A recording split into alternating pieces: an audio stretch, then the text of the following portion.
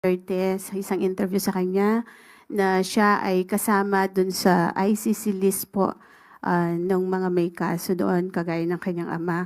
At ito po ay kinumpirma din ni Presidential Sister Senator Amy Marcos. Sabi po ni Senator Amy, yung nakita nila nung una nasa huli yung pangalan ni Bibi Sara, pero ngayon after a few days may report na parang uunahin na siya. Any comment po from the palace at kayo po, ang Malacanang po ba ay hihingin din ng tulong ng Interpol para sila po ay maaresto? Sa kasalukuyan po, ang inyong katanungan ay very hypothetical. So wala po kaming masasabi patungkol po dyan. At we are not dealing directly with the ICC. Kung meron pong katanungan patungkol po dyan, mas maganda po kung makikipag-usap sila sa ICC. Wala po tayong anumang impormasyon mula sa ICC. So wala pong information ng government kung kasama sina BP Sara, Senator Bongo, Senator Bato de la Rosa, yung mga dating ilang police officials, nakasama po sila doon sa kaso against FPRRD. Kung saan po nakuha ng Vice Presidente ang kanilang mga impormasyon, mas mabuti po sana kung sa kanila kukunin. Dahil sa panahon po ngayon, wala po kami masasabi patungkol po dyan. Thank you. Next question, Jean Mangalus, Philstar. Good morning, or good afternoon. Local officials from Bulacan are urging a deeper probe into the deals of the Villar-owned Prime Water, which has been accused of poor service and high costs. So how does the palace respond to this call?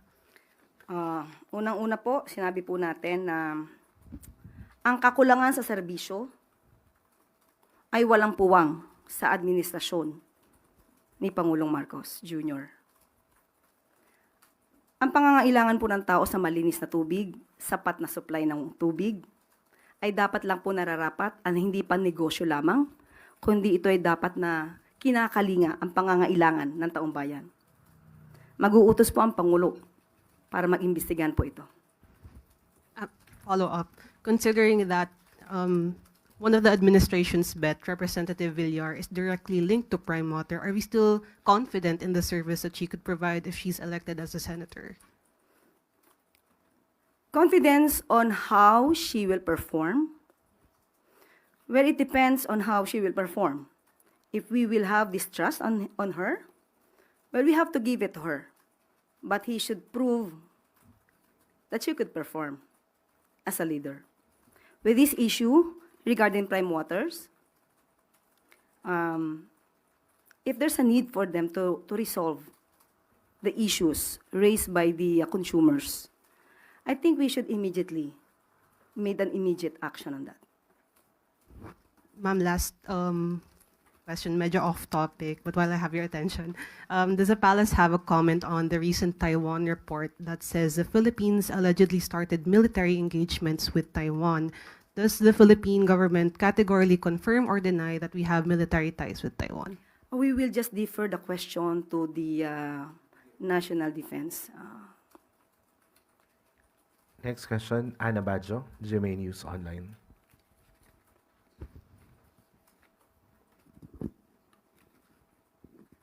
Good afternoon, ma'am. Ma'am, recently the NBI arrested a Chinese national with alleged spy device near Comelec. Has this information reached the president, and may we know if he has specific instructions regarding the matter, ma'am? That is an issue of national security, so we will just leave it at that. We will leave it at that, and we will just have an investigation, thorough investigation on that matter. Ma'am, how concerning this matter is for the Marcos administration? It's quite alarming.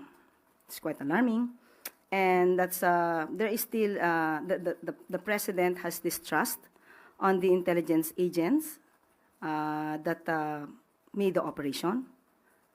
So we will just have to wait for the final investigation on that matter. Pero ma'am, sa ngayon po, wala pa pong instruction para ipatawag si Chinese Ambassador Wang Xilian, given na ganito na po yung developments regarding this alleged Chinese espionage. Ibabato na lang po natin ang katanungan sa ating si Secretary Gibo patungkol po dyan. Thank you, ma'am.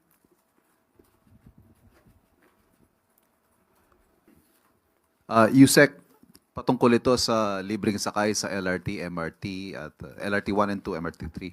Magkano ho ang gagastusin ng gobyerno para sa libreng sakay ito sa loob ng 4 na araw? Kung di po ako nagkakamali na ibigay po kanina ni Secretary Vince Dizon ang projected budget ang magagastos po dito for 4 days.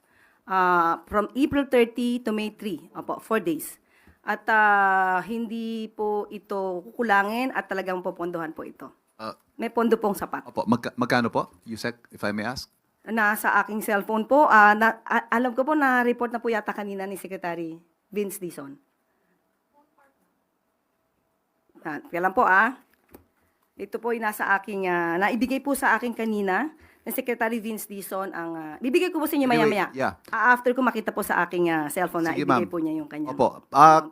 May tanong ko na rin po, karaniwan kasi pag halimbawa yan, Labor Day, just on the day itself ang libre. At specific sector lang yung magbe-benefit. For example, kung Labor Day, workers. Kung Veterans Day, mga veterans. Ano ho kaya naging decision making dito? Bakit siya binigay ng 4 na araw at para sa lahat? Kasi po, kung May 1 lang po ibibigay, karamihan naman po walang pasok. So, hindi naman po nila mararamdaman.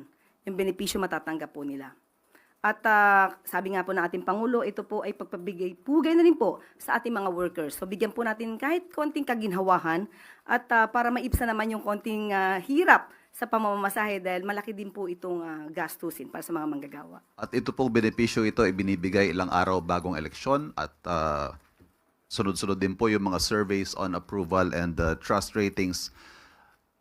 Ano ho ang masasabi ng Malacanang sa mga maaring hindi maiwasang magbigay ng mali siya rito sa pagbibigay ng benepisyong ito sa mga manggagawa at sa mga commuter? Ang May 1 po kasi International Labor Day po ito. Hindi naman po natin pwedeng ibigay ito sa mga manggagawa sa December. So tama lamang po sa panahon kung kailan dapat sineselebrate po ang Labor Day, doon lamang po natin ibigay. Pero yun nga po, hanggang May 3. Opo. Para wag naman po natin bigyan ng mali siya. Hayaan po natin makinabang yung taong bayan sa mga maaaring itulong ng gobyerno sa kanila. Salamat. Jinky Baticados, IBC 13. Hi, ma'am. Ma'am, doon lang ako sa rollout po ng bigas para bukas. Ano po ang reaction ng Palace, ma'am? Dahil merong exemption na binigay ang COMELEC last Friday. It was signed already. But then po, sinasabi kanina ni Chairman George Garcia na they're waiting for the DA to have clarification with them kasi as far as they know, yung reso po na parang inilabas nila last Friday, sumasaklaw ng condition that says May 2 to 12 po, hindi siya applicable ang exemption.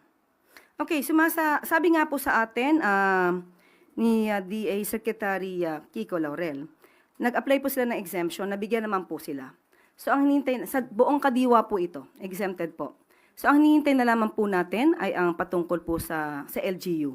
Well, anyway, ang good news po, bukas po ilo-launch sa Cebu ang nasabing 20 pesos at lahat po, 20